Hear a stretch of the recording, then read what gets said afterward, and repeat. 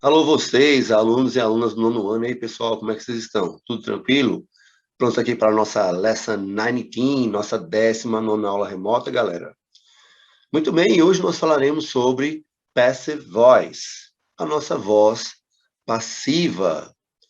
Eu não sei vocês, mas quando eu escuto alguém falar em passivo, eu imagino bem alguma coisa assim, ó. Certo? Mas não é bem isso que a gente vai ver hoje, não.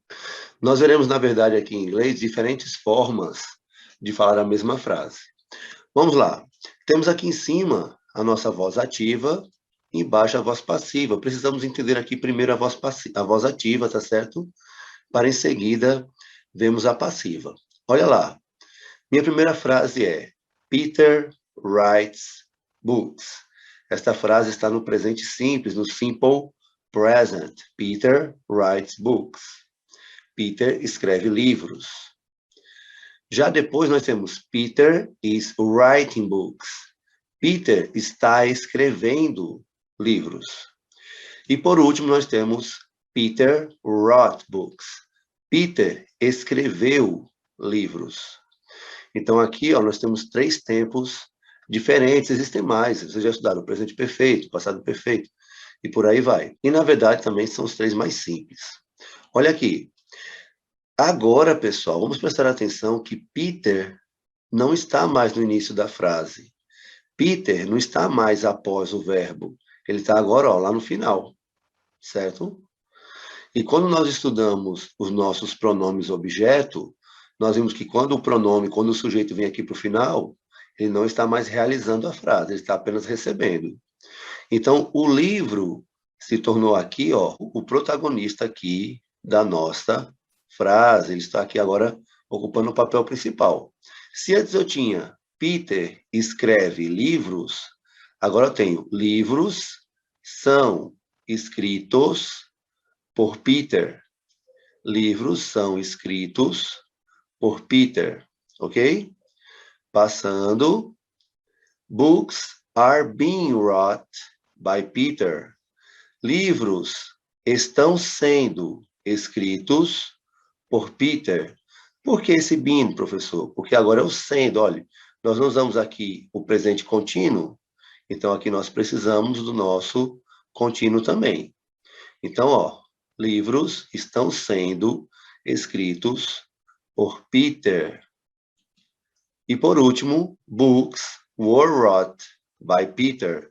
Livros foram escritos por Peter, certo, pessoal? Então, veja, quando eu uso a voz ativa, o nosso sujeito aqui está realizando o verbo. Quando eu uso a voz passiva, quem era o sujeito passou a receber a ação e o nosso objeto se tornou aqui, ó, o principal da frase. Então, agora, utilizar Peter ou não é opcional. Eu poderia dizer apenas livros são escritos. É uma coisa que acontece, livros são escritos todos os dias. Ah, por Peter. Então, fui eu que quis acrescentar Peter aqui, beleza? Vamos esclarecer um pouquinho. A principal dúvida que surge entre as vozes verbais em inglês é em relação à estrutura da frase, quando mudamos da voz ativa para a voz passiva. Para isso, primeiramente, precisamos localizar o objeto na voz ativa. Para isso, primeiramente, precisamos localizar o objeto na voz ativa, já que ele passará a ser o sujeito na voz passiva, ok? Vamos lá, vamos continuar aqui, ó. I do my homework. I sou eu. I do. Eu faço meu dever de casa. Quem é o objeto aqui, então? O dever de casa, não é ele que está sendo feito aqui? Não é o objeto? Então, ó, I do my homework. My homework is done. Meu trabalho de casa é feito. Beleza, ó. Lembra que eu falei lá antes que era opcional usar Peter ou não? Então, aqui também, ó, posso colocar eu ou não. Se eu quiser me incluir aqui, então, agora fica My homework is done by me. Meu dever de casa é feito por mim. Só que aqui já é opcional, tá vendo? Ó, eu posso colocar ou não. Na voz passiva, o autor da ação só é mencionado se for necessário. Se mencionarmos quem ou o que participou da ação, usamos o by, certo? Por que o by? O by vai ser o nosso por, pelo, tá certo? Através de quem alguma coisa foi feita. Então, ó, my homework is done by me. Meu trabalho de casa, minha lição de casa é feita por mim. Quem faz? Eu faço. Então, é feita por mim. Tranquilo? É importante saber também que nós temos a forma afirmativa, que são, já vimos os exemplos, tá certo? Ó, the school is painted by John.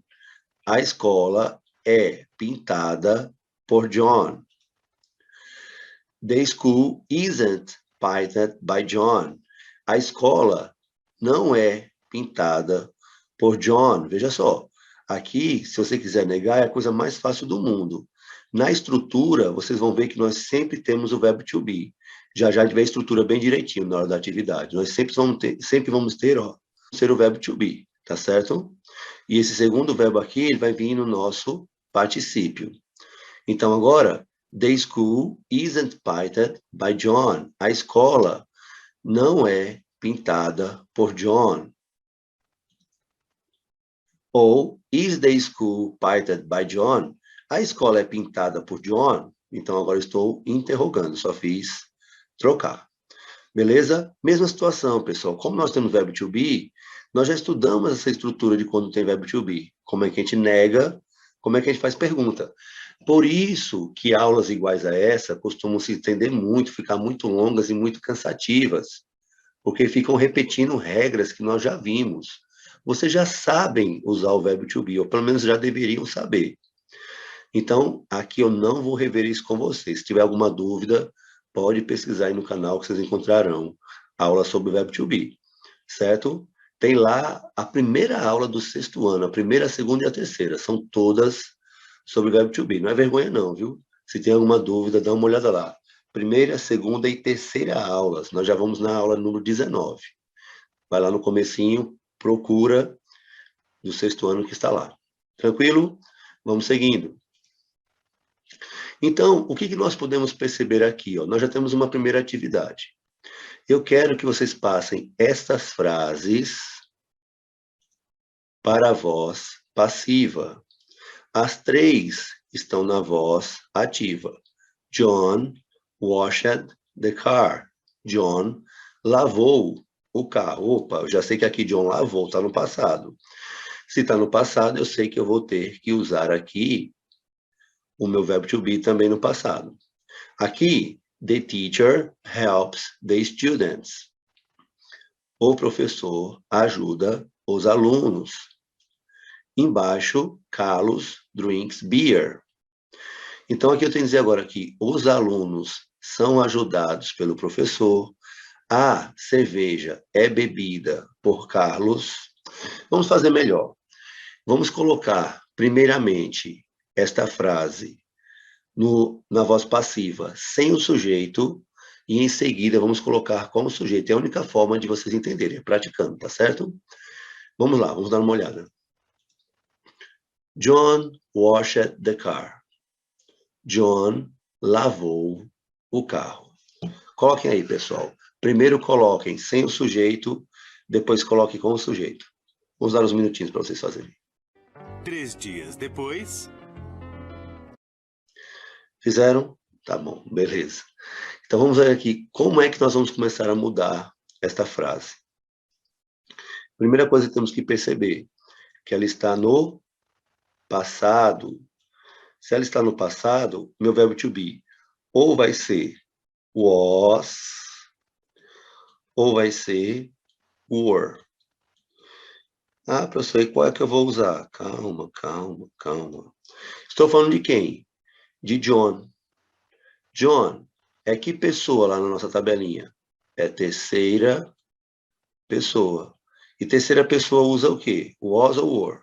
Usa was. Então, aqui eu já sei que eu tenho que usar was.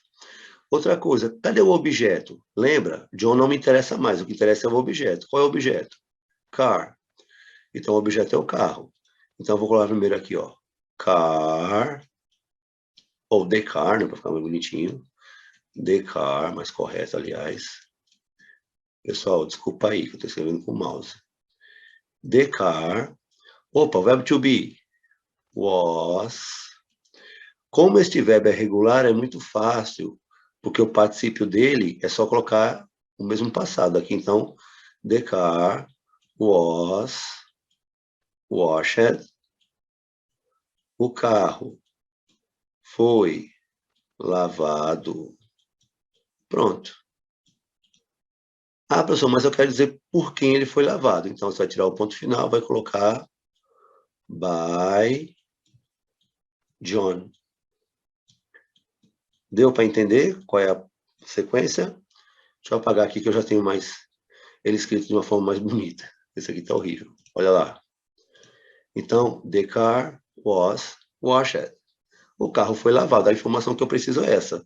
Ah, mas eu quero dizer quem é o sujeito que lavou. Quer dizer quem foi que lavou? Então, by John. The car was washed by John. O carro foi lavado por John. Tranquilo? Muito bem. Agora tentem fazer isso aqui também, ó. The teacher helps the students. Com vocês. Vamos lá? 2000 anos depois. Isso. Então, agora, ó, the students are helped. Por quê? Porque the students era o objeto, vem aqui para o lugar do sujeito. Como é presente, o verbo to be está no presente, eu tenho que ver qual é o verbo to be que combina. Aqui é are. Esse verbo, como é regular, o passado é só colocar ed e já foi. E agora, e se eu quiser dizer quem foi que realizou a ação? Foi o professor. Então, by the teacher. The students are helped by the teacher. Os alunos são ajudados pelo professor. Veja, pessoal, aqui não tem mais passado, estou falando agora no presente. Tranquilo? Se o verbo aqui estava no presente, a voz dele passiva também vai para o presente. Mais um. Carlos drinks beer. Carlos bebe cerveja. E aí? Como é que vai ficar? Façam aí de novo. 6h30 depois. Agora, the beer is drunk. A cerveja é bebida. Mas por quem que a cerveja é bebida? The beer is drunk by Carlos. A cerveja é bebida por Carlos. Isso aí, galera, e esse é um dos assuntos que eu mais gosto de trabalhar em sala de aula, porque é um assunto que vai exigir bastante aí do conhecimento prévio de vocês, sobre tempo verbal, sobre combinações de verbo to be. Eu gosto de ver lá o pessoal quebrando a cabeça para poder responder as atividades. E é claro que vocês também têm que fazer as atividades aí que serão propostas pelo seu professor e pela sua professora. Pessoal, anotem as dúvidas, toda vez eu digo aí, espero que estejam anotando, é muito importante copiar os slides, fazer rascunhos aí das explicações e perguntar, tirar suas dúvidas. É para isso que estamos aqui, tá bom? Estamos aqui para facilitar aí, para ajudar no máximo possível. No demais, pessoal, ainda é importante usar a máscara, não esqueça. Thanks for watching the video. I hope see you here at the next class and see you later.